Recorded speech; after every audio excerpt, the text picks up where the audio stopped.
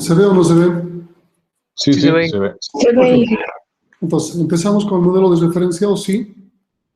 Ayer ya hemos tratado sobre esto. Tiene las 7 capas. Hemos explicado lo que hace cada una de estas capas. Luego vamos a ver el modelo que no es de referencia, pero sin embargo es el que se usa, TCP/IP. Aquí tenemos solo 4 capas.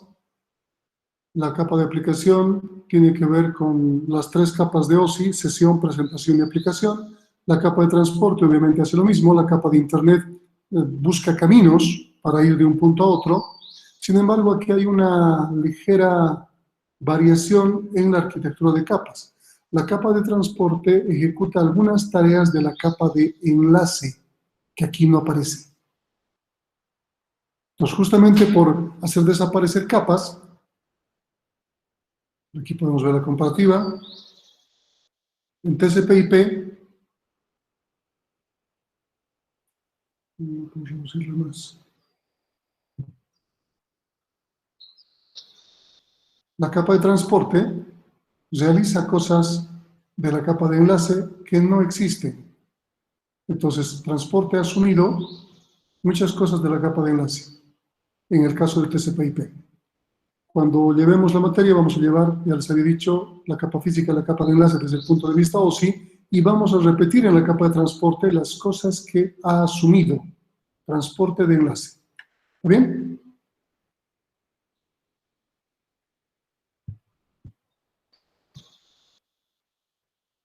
Veamos cuál es el manejo que se hace en el encapsulamiento de datos y algo que se llama segmentación del mensaje. Vamos a verlo más adelante, la parte de segmentación en otros temas, pero como esto es un tema introductorio, es bueno que ya esté aclarado ciertos elementos. Cuando se envía la información de un equipo a otro, ¿no? La información va fluyendo y esta información normalmente se divide en pequeños fragmentos que viajan de un solo dato. Entonces, la información se genera, se fragmenta, se segmenta y viajan los segmentos.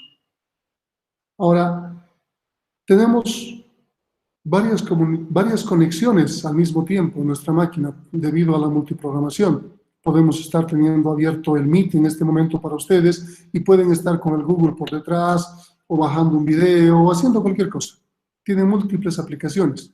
Pero a nivel de red, solamente hablando a nivel de red, también esas múltiples aplicaciones se tienen que entender.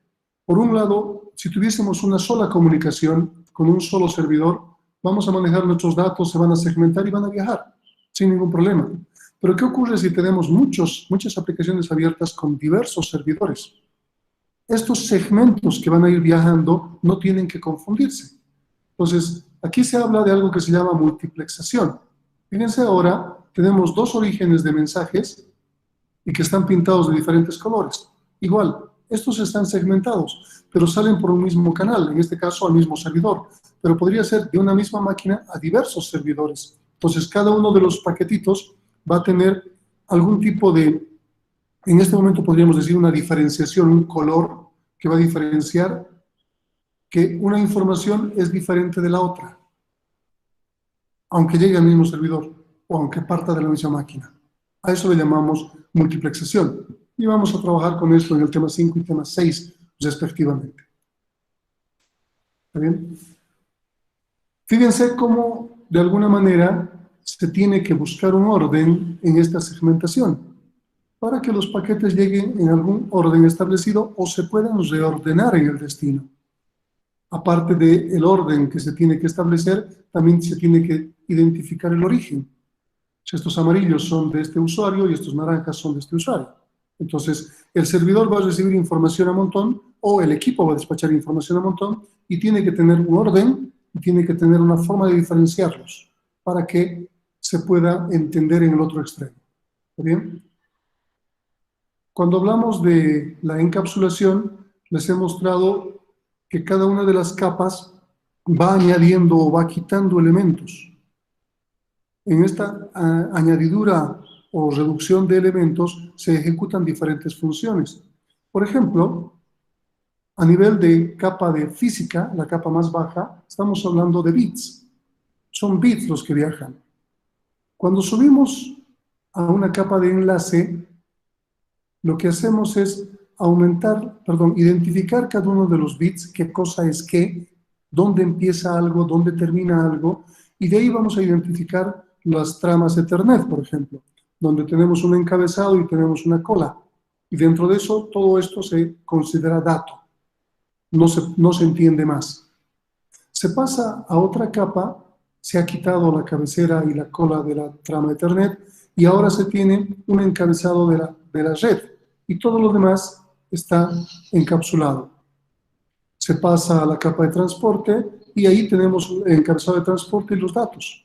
Una vez que se hace el proceso se quita y arriba tenemos los datos, los segmentos que van llegando, los pedacitos que van llegando de cada uno de los datos. Cada uno de los pedacitos va a tener sus respectivos encabezados.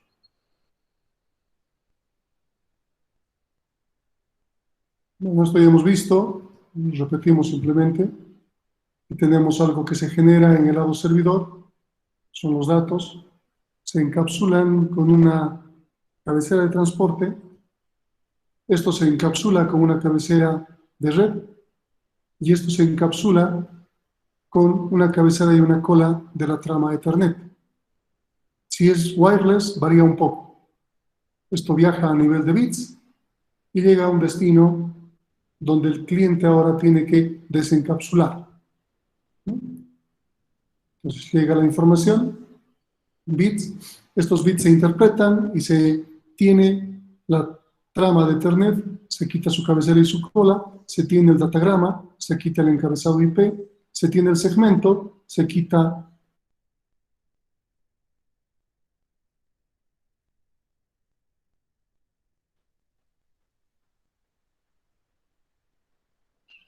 esa es la idea.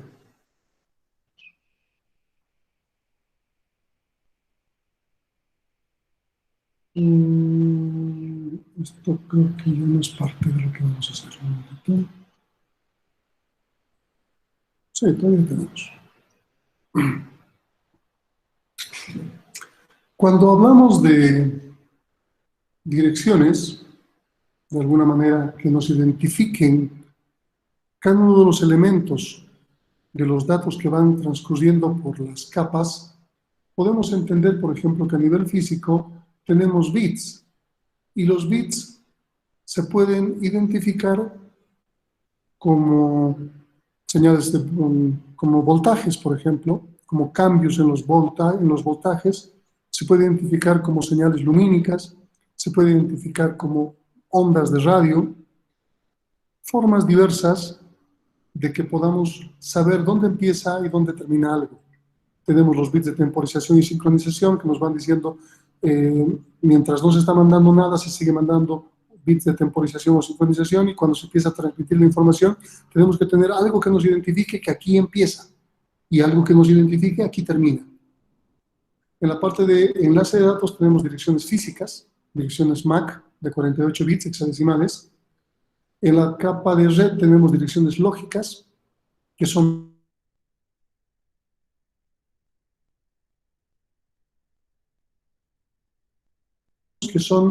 puertos que nos van a permitir generar la multiplexación que hemos visto en la parte superior. Y en la parte de la capa de aplicación o capas superiores son los datos codificados de la aplicación. Ahí tenemos un poco la presentación de un video, de una imagen, el formato, etcétera, etcétera, etcétera. A eso nos referimos. Aquí tenemos las direcciones lógicas de capa 3, donde son direcciones IP, que van a viajar de un extremo a otro. Vamos a verlo en el tema respectivo. Aquí tenemos una captura de encabezados, tanto de la trama de Ethernet como de la capa de red. ¿Qué cosas importantes están viajando en el encabezado de la trama Ethernet? ¿Y qué cosas importantes están viajando en el encabezado de la capa de red?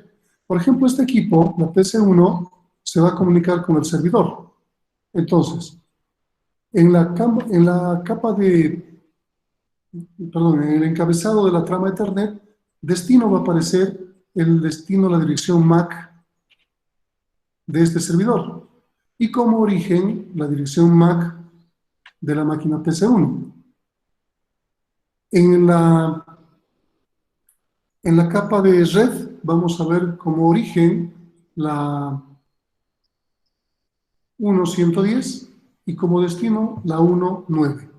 Entonces, aquí tenemos los diferentes números que se van a manejar en cada una de las capas.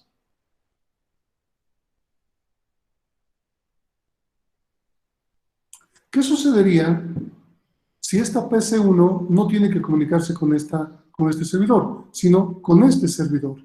¿Qué cambiaría en estas direcciones? ¿Vamos, alguna idea? Vamos a suponer que este servidor tiene dirección DDDD y la 192.168.1.10. No importa. ¿Qué cambiaría? La dirección de destino y la IP de destino. La dirección de destino MAC, ¿qué dirección debería tener? DDDD. La DDDD. No.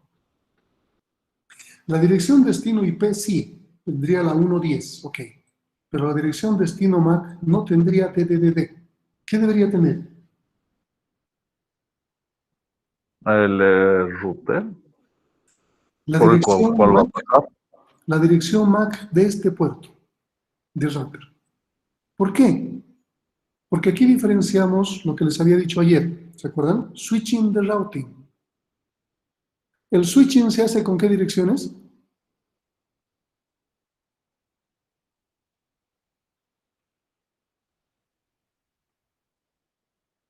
¿Qué direcciones Ayer, usamos?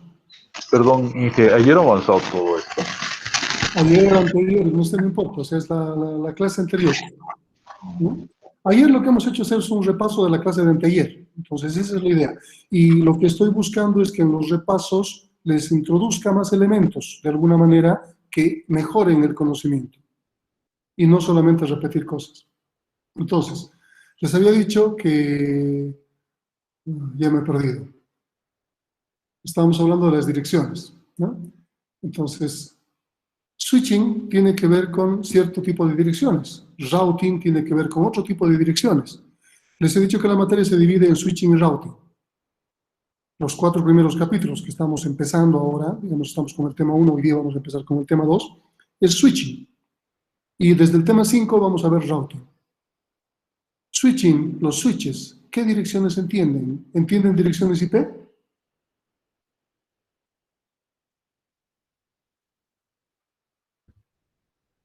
¿Entienden direcciones IP? No. Se usan las direcciones IP en las máquinas, pero los switches no los entienden. Las direcciones IP están para routers para arriba, solamente. Entonces, en este esquema, en este lugar, estamos haciendo switching. No estamos haciendo routing. Por lo tanto, ¿qué direcciones deberíamos entenderlas? Solo las físicas. El destino debería aparecer la dirección MAC de esta máquina. No se preocupen, esto vamos a entrar en detalle en los temas respectivos. Estamos haciendo un tema introductorio y el tema introductorio nos va a dar un pantallazo de lo que tenemos. O sea, no es un conocimiento que ya deban dominar. No se preocupen, estamos haciendo una introducción. Entonces, aquí va a variar. La red de origen va a ser la 110, la red de destino la 110. Está bien esta máquina. Pero a dirección MAC, el origen va a ser A y el destino va a ser la que corresponda a este punto. Nada más. Aquí nos referimos a eso. Fíjense, el destino está 1111, es la dirección de esta. Aunque el destino IP es la 99, esta. Entonces esta máquina se quiere conectar con esta otra. Pero físicamente, las direcciones MAC no pueden saltar routers. Las direcciones MAC se quedan en un entorno de red LAN, si quieren, con switches. Se convierten en WAN cuando saltan routers. En nuestro caso, nuestras direcciones MAC, direcciones físicas, tienen un alcance hasta un router. Ahora, entre router y router también se comunican con redes WAN, perdón, con direcciones MAC. Sí, también se comunican con direcciones MAC, pero también están haciendo switching. aunque no tenga un switch de por medio. Entonces van a utilizar para comunicarse direcciones MAC también. Pero lo que nos interesa de momento, fíjense cómo ha cambiado la dirección origen y destino. No es A, B, C, D, E, F, la dirección del servidor, que debería estar aquí, sino la del router. Un salto.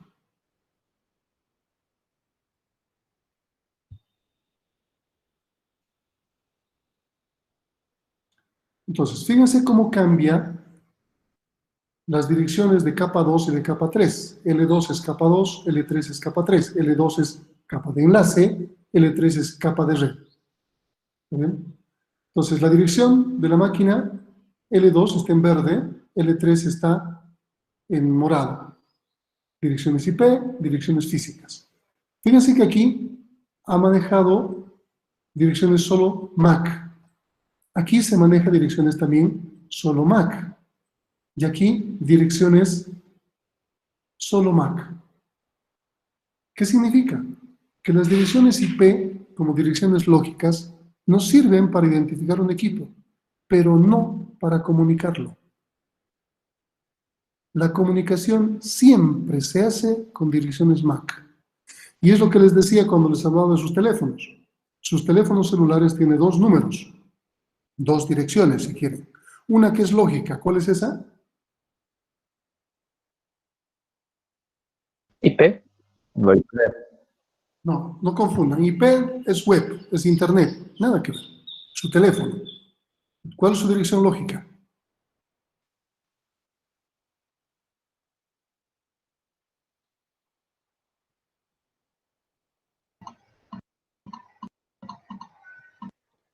Email. Email. No, esa es la dirección física. El número de teléfono. El número de teléfono, 7 algo, 6 algo, ese es su número lógico. Si hacemos una analogía, el número de su teléfono lógico sería dirección MAC o dirección IP de las computadoras. IP. IP. Y el email de su teléfono sería dirección MAC o dirección IP. MAC. MAC. Esa es la idea. Cuando su teléfono se comunica con otro, les había dicho, la operadora, la central, Tigo, Entel, Viva, les está conectando a través de sus direcciones físicas. Entonces, en las redes lo mismo. Toda comunicación se hace a través de dirección física. ¿Para qué nos sirve la dirección lógica? Para buscar los mejores caminos y de N caminos escoger alguno, pero la comunicación siempre se la hace con direcciones físicas. ¿Está claro eso? ¿Está claro? Sí, sí. Ya, terminamos con esto. Creo que están más confundidos que... No se preocupen, era una introducción. No tiene nada que ver con algo que deban dominar de momento.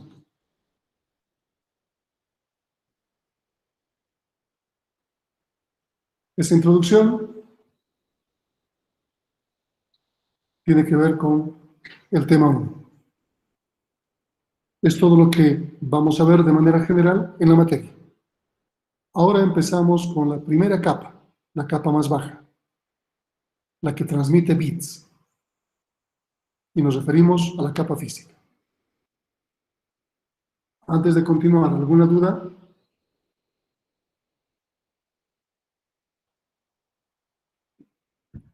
Lo que hemos hecho hasta hace un rato simplemente era terminar lo que habíamos estado viendo como repaso ayer, no era otra cosa. Ayer nos ha faltado tiempo. Tengo una duda, perdón, ingeniero, que lo moleste. En todo caso, entonces, el módem, digamos, que tenemos en el hogar o en una oficina, analiza también lo que es IP y también analiza lo que es MAC, ¿verdad? Sí, dependiendo de qué capa esté. A eso me refería. La pregunta es, ¿qué vendría a ser? ¿Hacer un switching o cómo vendría a estar funcionando ese módem en realidad? A ver, depende. Si tienes varios equipos conectados alámbrica o inalámbricamente en tu casa, está haciendo switching. Cuando esos equipos empiezan a comunicarse entre sí o quieren salir a Internet, están haciendo routing, porque tiene que ya encaminarlos. Pero cuando se comunica tu módem de tu casa con el módem del operador, está utilizando direcciones MAC por debajo y las direcciones IP por encima para comunicarse. La única forma de que un equipo se conecte con otro es por dirección MAC. Si no sabe la dirección MAC, con solo IP no le sirve. Entonces, vamos a ver en la materia que va a haber un mecanismo que nos permita relacionar el IP con la MAC. Si yo conozco IP, puedo identificar la MAC. Si yo conozco MAC, puedo saber la IP. Tiene que haber un mecanismo que machee, que iguale esos dos elementos, para que mi comunicación pueda funcionar. ¿Está bien? Claro, entonces en todo caso cualquier modem en los tiempos de ahora funciona híbridamente, digámoslo así. Esos modems en la casa actúan como switches, como access points, como DHCP, como NAT y como modem. Tienen todas esas funcionalidades en conjunto. Es un híbrido, como tú dices. Ya, sí, esa era mi pregunta, en todo caso. Ok. Sí se lo puede utilizar de esas maneras. Sí, así es. Ya, perfecto, muchas gracias, sí. Ok. ¿Alguna otra duda antes de empezar nuestro nuevo tema?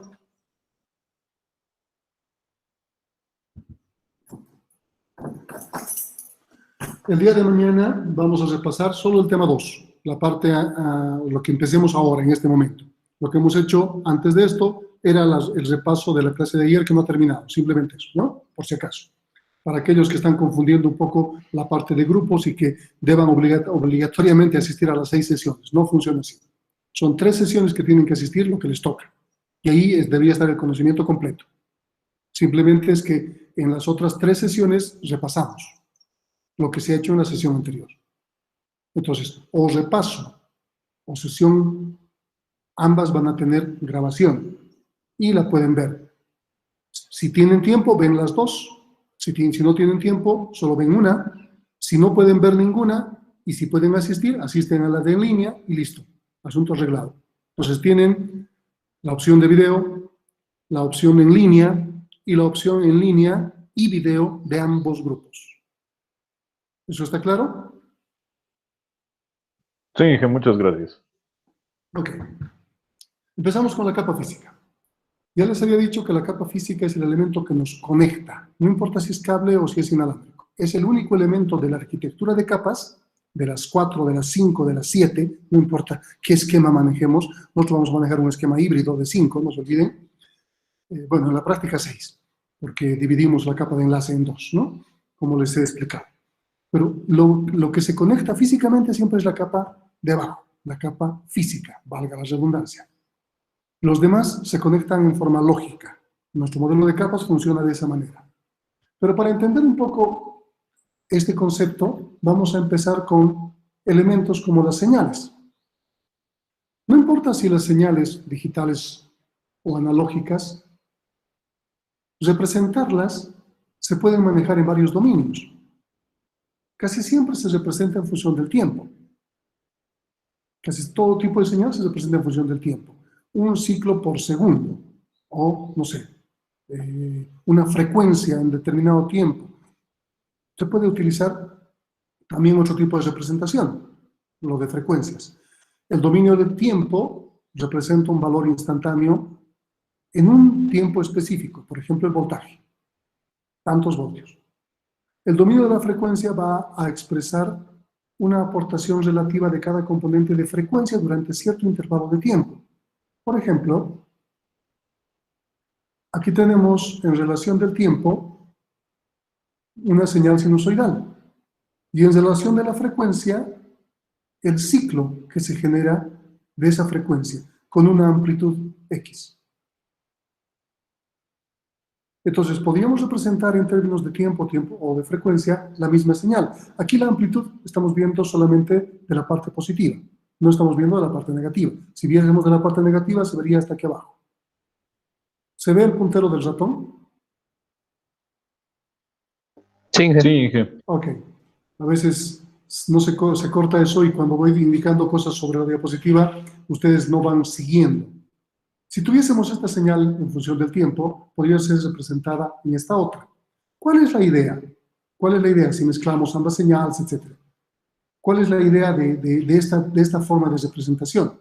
Fourier se da cuenta de este tipo de equivalencia, si quieren, y considera de que cualquier señal puede ser representada como un conjunto de senos y cosenos,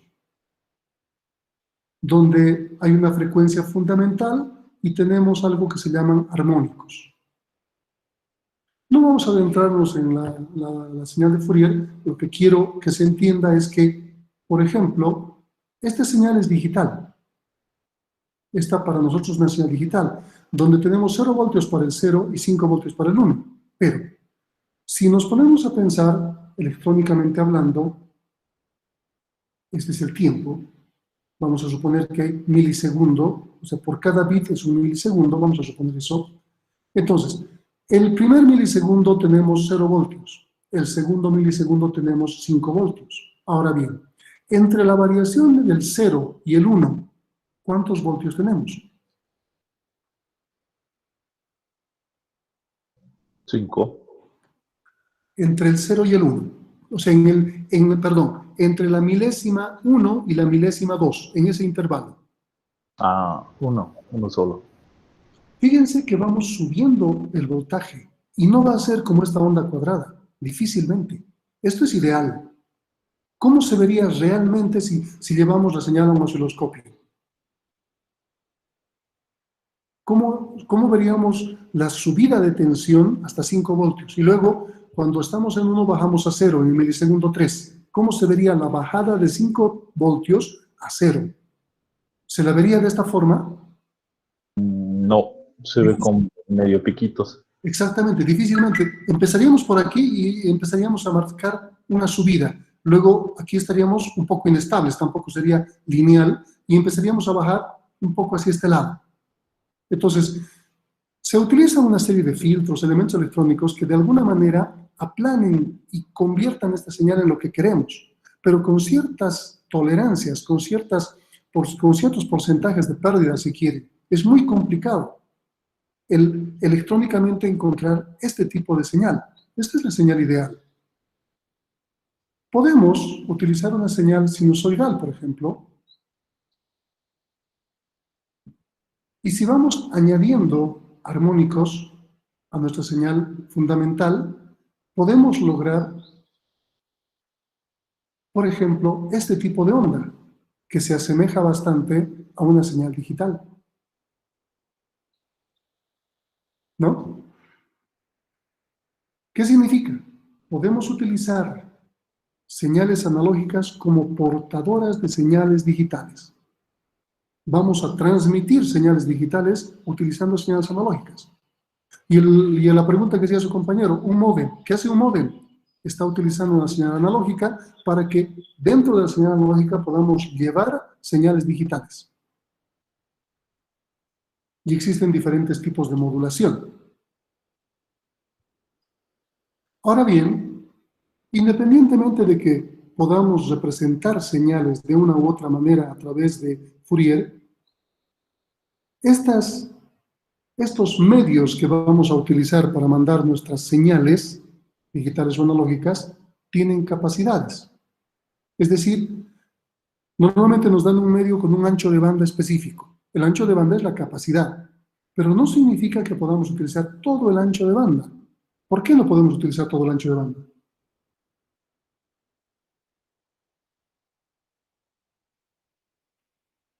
¿Alguna idea? Por ejemplo, los anchos de banda de estos medios de una línea telefónica es 3.1 kHz. De la red de 10 megabits es 10.000 kHz. Ese es su ancho de banda.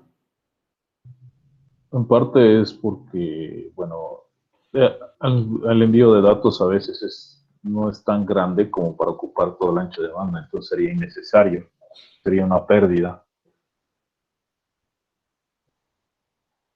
Ok, entonces va a ser difícilmente utilizable todo toda la capacidad. Nyquist, primero y luego Shannon Hartley, han determinado de que difícilmente se puede usar todo. Vamos a tratar de adentrarnos un poco en lo que habíamos visto con Fourier. Primero, vamos a suponer el ejemplo de la línea telefónica, 3.1 kHz, ¿no? 3.000 ciclos, 3.100 ciclos por segundo. Esa es la idea, ¿sí? Entonces, lo que queremos representar en estos 3.100 ciclos por segundo, que es analógico, queremos embeber, transportar bits. Entonces, podemos dividir la frecuencia de 3.1 kHz en dos frecuencias. La primera de 1 kHz para representar el 0 y la segunda de 2 kHz. Vamos a suponer que el 100 lo estamos dejando afuera. 2 y 1. Entonces, cuando está con frecuencia de 1, estamos mandando ceros. Cuando está con frecuencia de 2 kHz, estamos mandando unos. ¿Se entiende eso? Esto se llama modulación de frecuencia. Estamos utilizando una señal analógica y estamos haciendo variar su frecuencia. ¿Para qué? Para que adentro vayan empotrados, si quieren, los bits. Cada que la frecuencia es 1, estamos mandando ceros. Cada que la frecuencia es 2, estamos mandando unos. Bastante simple. Si sincronizamos los equipos para que cambien la frecuencia de la señal portadora cada 3.33 milisegundos, podríamos decir que se transmite 300 bits por segundo. Eso es para hacerlo simple el cálculo. 300 bits por segundo. Puedo hacer cambiar la frecuencia en ese sentido. El problema va a ser si tengo bits consecutivos, ¿no? Puro unos, puros ceros. No va a haber el cambio. Pero puedo mandar 300 bits por segundo. Entonces, cuando esto ocurre, se dice que puedo mandar 300 símbolos por segundo. Obviamente, un símbolo va a ser igual a un bit en este caso, porque estoy mandando solo 300. Y a esto se llama BPS, o bauts, por segundo. Puedo mandar 300 bauts, o 300 BPS. ¿Está bien? ¿Hasta ahí estamos bien? ¿Hasta ahí estamos bien? Sí. Ok, estoy utilizando un canal de determinado ancho de banda, de frecuencia, estoy utilizando una subfrecuencia de esa frecuencia para mandar ceros y una subfrecuencia de esa frecuencia para mandar unos. Y dependiendo si hago variar la frecuencia cada cierto tiempo, puedo tener cuántos bits estoy mandando. Por hacerlo simple, lo he dividido entre 3, ¿no? Entre 3.33, perdón, la frecuencia, y me va a dar 300 bits por segundo. Ahora, yo quiero mandar 4. Entonces, ¿cómo hago? Quiero mandar 4 bits. Simplemente voy a dividir en 0.5 kHz, en 1 kHz, en 1.5 y 2 kHz. Entonces, ¿qué voy a lograr? Transmitir ahora 2 bits por cada símbolo. Voy a tener 4 estados posibles. Tengo 4 subfrecuencias, puedo mandar 2 bits por cada uno de los símbolos. 4 estados como tal. Si manejo 300 símbolos por segundo por la sincronización que he hecho, ahora puedo transmitir 600 bits por segundo. Si aumento las frecuencias, voy a poder mandar 900, 1200, 2400, 4800, etcétera, etcétera, etcétera, etcétera. ¿Qué significa? Estoy ganando en el mismo canal la capacidad de información que puedo mandar. Simplemente utilizando frecuencias pequeñas. Pero esto obviamente tiene un límite. ¿Hasta qué punto yo podría subdividir frecuencias para mandar un montón de símbolos? Nyquist nos da esa limitación, justamente en una fórmula. ¿Dónde está su fórmula? Aquí está su fórmula. Y nos dice que el caudal, los bauts que podemos mandar, se van a dar por 2 veces el ancho de banda. H es ancho de banda. B es el número de niveles o estados posibles. Entonces, si yo tengo 2 niveles, 4 niveles, 8 niveles, dependiendo cuántas subfrecuencias maneje, voy a tener esta fórmula que me define la capacidad del canal. Si hago el ejercicio con un ancho de banda de 3.1 kHz y manejo solo 3 bits por baud, es decir, 8 hasta 2 a la 3 es 8, vamos a tener un caudal de 18.6 kilobits por segundo. Esto es lo que ha ocurrido con los módems analógicos. Antes de que exista ADSL, ¿de qué forma se comunicaba uno por Internet desde su casa?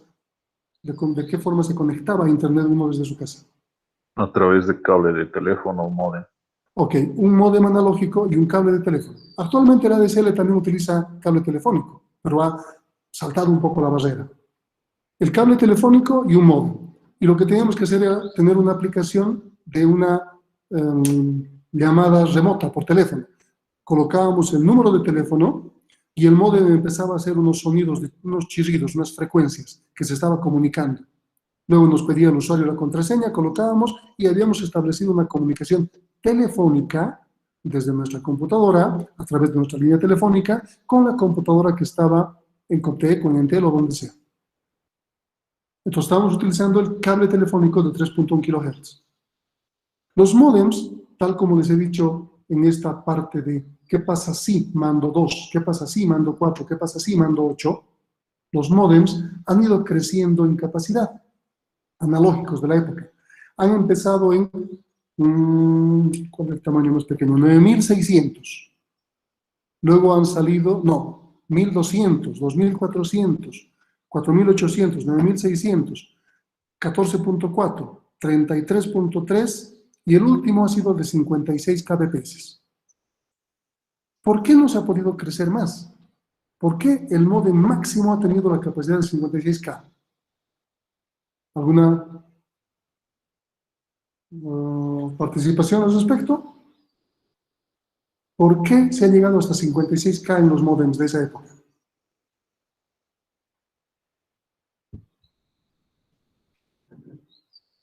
¿El ancho de banda del cable que utilizaban? Obviamente, por la fórmula que podemos ver de Nyquist, nos damos cuenta que hay un límite.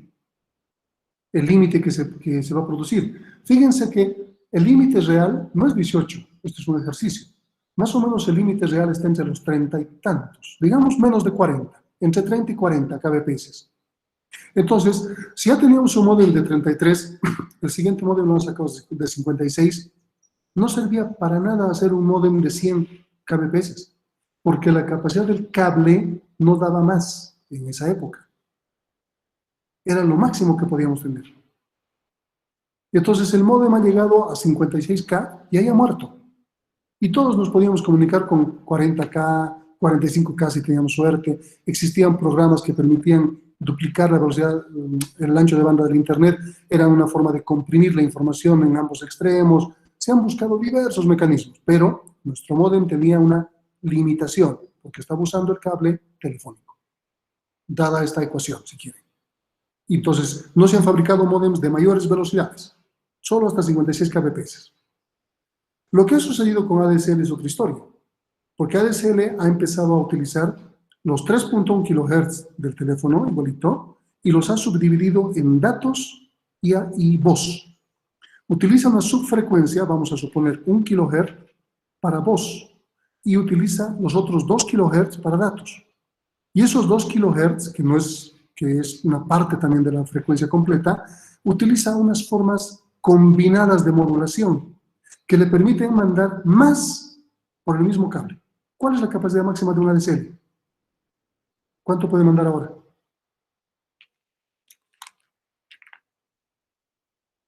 ¿Quién tiene conexión ADSL en su casa? ¿Y cuál es la velocidad que le ofrecen?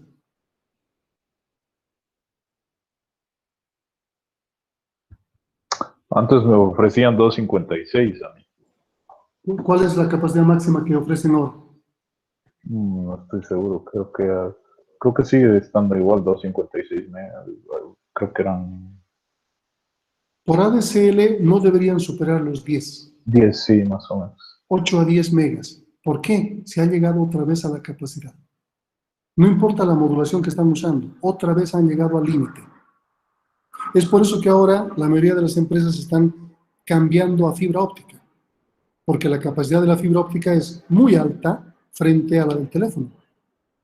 Entonces, el ADSL que sigue utilizando la línea telefónica otra vez ha chocado con Nyquist y su imposibilidad, no importa la forma de modulación que utilice, de saltarse la barrera.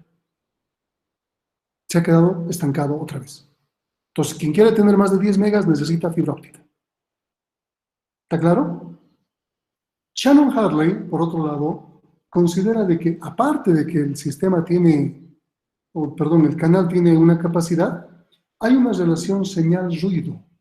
Es decir, siempre va a haber un ruido en un canal de comunicación. ¿A qué nos referimos con ruido? ¿Qué es ruido? Son los picos que va a tener la señal que estamos enviando. ¿Qué tipos de ruidos existen? Ay, no recuerdo bien. ¿Alguien puede decir qué tipo de ruidos conoce? O interferencias, si quieren, porque es lo mismo. Uno de ellos podría ser la estática. Ya, podría ser. Cuando ustedes colocan en su casa, por ejemplo, una estufa y utilizan un extensor delgadito de cable, ¿qué se produce? Por calor sería. Calor. Entonces tenemos otro tipo de interferencia que es la temperatura. Otro tipo de interferencia es cuando su cable de datos, por ejemplo, de red, está viajando paralelo al cable de alimentación. ¿Qué tipo de interferencia tenemos ahí? Interferencia electromagnética. Exactamente. Entonces tenemos muchas formas de ruido. Todas estas afectan a los datos. Entonces, Nyquist ya nos ha dado un límite que es por el ancho de banda. Shannon Hartley nos da, aparte de eso, una limitación, que es por la relación señal-ruido. ¿Cuánto de ruido hay en una señal? Y esto también va a reducir esa capacidad. Y de acuerdo a esta ecuación, con los mismos elementos de la anterior ecuación, podemos determinar que tenemos 37 kbps, considerando una relación de señal-ruido de 36 decibelios, ¿no? Hipotéticamente hablando. Menos de 40, como les había dicho. Esto es lo que se ha logrado en función de estos dos autores. Determinar lo máximo que se puede utilizar en un cable telefónico. Vuelvo a repetir, esta barrera se ha saltado cuando ADSL ha creado otra forma de manejar la modulación. Y no solamente manejarla por frecuencia, sino buscar combinaciones. Esta solamente es estrictamente por frecuencia, lo que estamos viendo en el ejercicio. ¿Está bien? Los ADSLs actuales dividen, les había dicho, el ancho de banda en dos, voz y datos. Ustedes pueden seguir hablando por teléfono, sin interferencia. Cuando teníamos los módems antiguos, si uno levantaba el teléfono mientras estaba comunicando a internet, ¿qué escuchaba? Un ruido de conexión. El ruido de las frecuencias que estaban viajando y no podía hablar con nadie. Entonces ADSL, mediante filtros, ha permitido dividir la voz y los datos y aumentar la capacidad de los datos. Pero también ha llegado otra vez a su límite. Tal vez se inventen otra cosa para darle pelea a la fibra, pero dudo mucho. La fibra es un elemento que tiene un ancho de banda muy grande y que obviamente tiene todavía para buen tiempo en capacidades. ¿Está bien? ¿Se entiende estos dos conceptos? Perdón, una consultita. El cable coaxial en realidad vendría a ser igual, o sea, subdividido igual que en el de teléfono. Depende si lo utilizas para comunicación, porque normalmente el cable coaxial, vamos a ver más adelante en este mismo tema, el cable coaxial tiene, si bien tiene un ancho de banda X, el detalle está en que no se utiliza normalmente para no para full duplex, se utiliza para half duplex. O solo mandas o solo recibes en tiempos diferentes. Entonces, ¿cómo dividirías la frecuencia, o sea, de ida o de vuelta? Va a ser más complicado. Normalmente el cable coaxial ha dejado de utilizarse en redes y se utiliza solo en televisión por cable. Ahora bien, he visto que una operadora está utilizando coaxial para conectar la fibra óptica. Eso es interesante porque la fibra óptica llega hasta cierto lugar en la casa o hasta el poste y desde ahí utiliza un cable coaxial para llegar a la máquina o al módem. Entonces, ¿por qué? Porque están utilizando otro tipo de cable, otro tipo de fibra que no utiliza dos hilos. Una fibra que está utilizando un solo hilo. Vamos a ver cuando estudiamos la fibra óptica que para comunicarse necesitamos dos hilos de fibra, tal como el cable coaxial tiene dos conectores, uno que es el alma central y otro que es la malla. Entonces, el coaxial utiliza dos, sin embargo la fibra utiliza uno. Están tratando de economizar, si quieren, para los segmentos cortos y utilizar coaxial. Coaxial es uno de los elementos que aísla ruidos de muy buena manera, porque tiene una malla. Entonces es ideal para aislar ruidos. Pero también vamos a ver que UTP ha buscado formas, sin tener la estructura del coaxial, de aislar los mismos ruidos. Es interesante, vamos a hablar eso cuando empecemos a ver los tipos de cables. ¿Ok? ¿Qué es la latencia? Perdón, ¿decías algo? No, que está bien, muchas gracias. Sí. Ok, ¿qué es la latencia?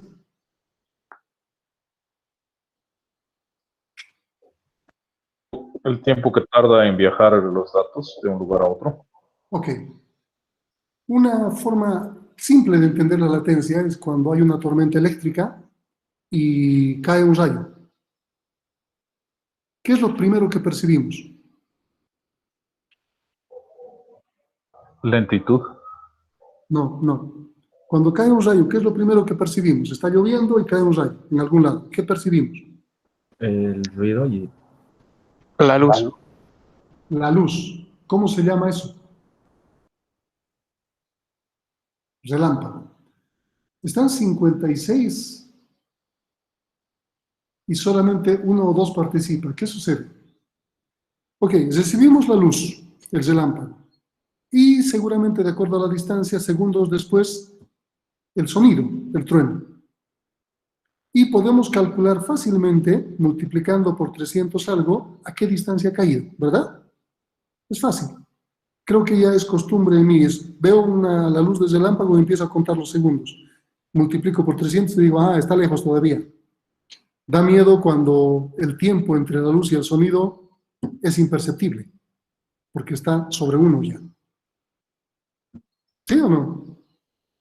Entonces, nos referimos a la propagación, que no tiene nada que ver con la velocidad o la capacidad. La luz tiene una velocidad determinada, el sonido también. Obviamente el sonido es inferior al de la luz, pero independientemente de esto, existe algo que se llama velocidad de propagación y tiene que ver con la longitud o la distancia, principalmente.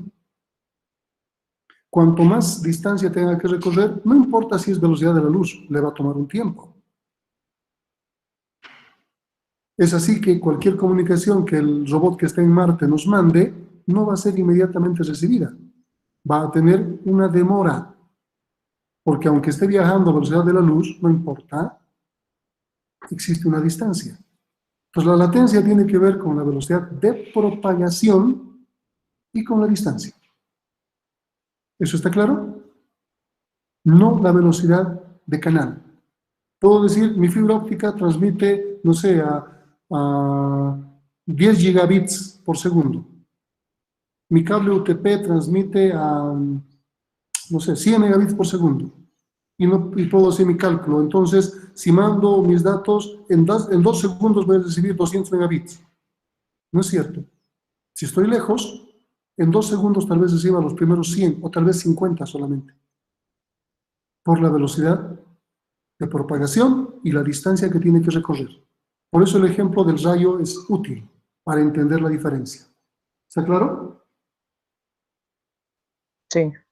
Ok. Otro elemento importante que tenemos que ver son las técnicas de transmisión. Esto es diferente a la tecnología de transmisión.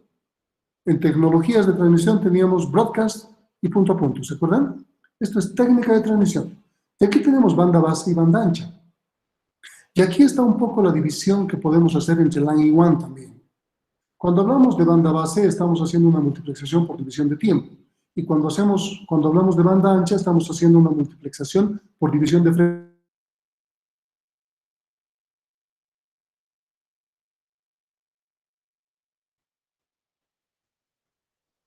Entonces, ¿cuándo se usa uno y otro? ¿A qué nos referimos con banda base y a qué nos referimos con banda ancha? ¿Alguna idea? Inge, se le ha cortado, creo, anteriormente.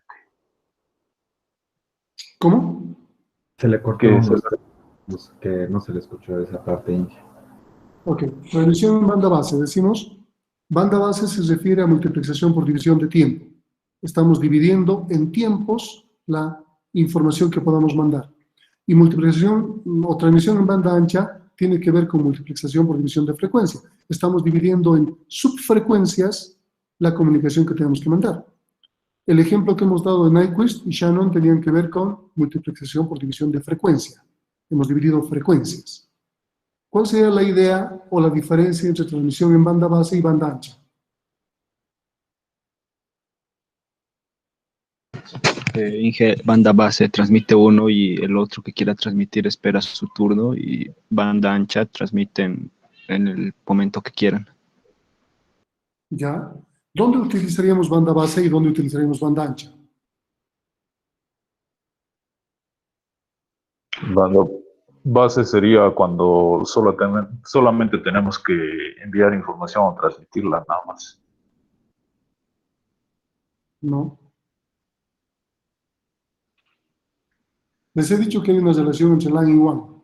Por ejemplo, ¿cuál sería LAN y cuál sería WAN?